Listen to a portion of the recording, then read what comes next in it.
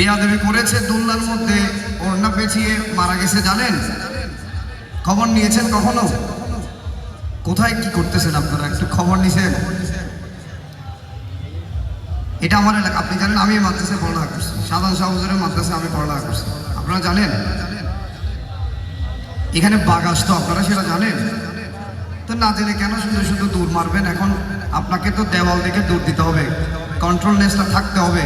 আপনি যদি গতিবেগ কন্ট্রোল করতে না পারেন, আপনাকে মাথা ফাটায় ফেলবেন নাকি? এখন ইবাদতকে ইবাদতের স্থানে রাখতে হবে। নাচানাচির স্থান হচ্ছে একটি, অনুষ্ঠান করবেন, আপনি কনসার্ট করবেন, সমস্যা নেই, এটা একটি সংস্কৃতি, এটা একটি বাংলাদেশের সংস্কৃতি। আপনি আপনার ব্যক্তিগত অধিকারকে ক্ষুণ্ণ করার ক্ষমতা আমার নাই, আছে? নাই। তা আপনার যদি নাচতে ইচ্ছে করে, আপনি একজন শিল্পী এনে আজকে উরুষকে কেন্দ্র করে, সমস্যা নাই। কিংবা আপনার বাবার সালে সাবক উপলক্ষে আপনার আব্বা হোক দাদির মারা গেছে, ওনার ফাতিয়া দিয়ে একজন শিল্পী এনে নাচেন, সমস্যা কি? একজন আল্লাহর ওলির তক্তর নিয়ে কেন খেলা করবে? উনি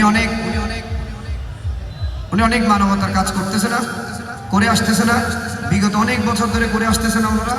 ওনার ব্যক্তিগতভাবে উনি অনেক অজস্র একটি খেদমত করে যাচ্ছেন ইসলামের, করছেন না? মানবতার সেবা করছেন না? তো এই উরুসটাও একটি খেদমত ওনার, কি খেদমত।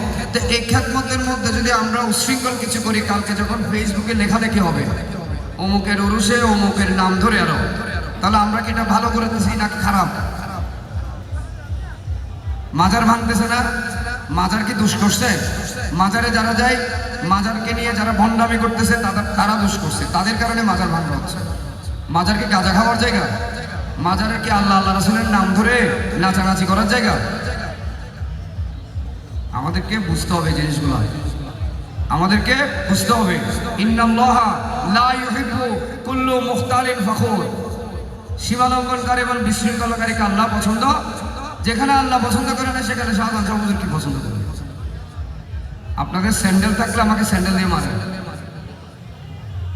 আমি অনুরোধ করবো আপনাদেরকে, বেয়াদবি করবেন না, আদবের সহিত বসবেন। আমি স্টেজে মাহফিল করি না। এখন